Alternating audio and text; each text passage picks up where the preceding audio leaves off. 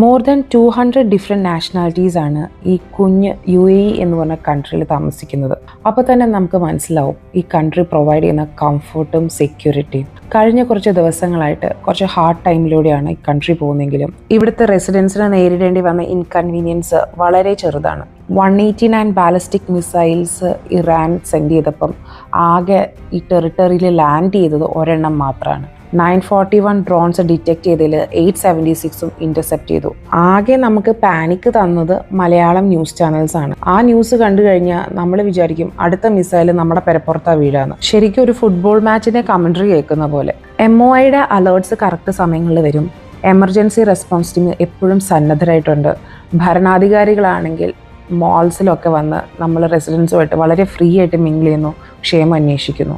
ഒരു വർഷം മുമ്പ് വരെ സൗദി അറേബ്യയിൽ പ്രവാസികളായിരുന്ന ഞങ്ങൾക്ക് UAE is home away from home.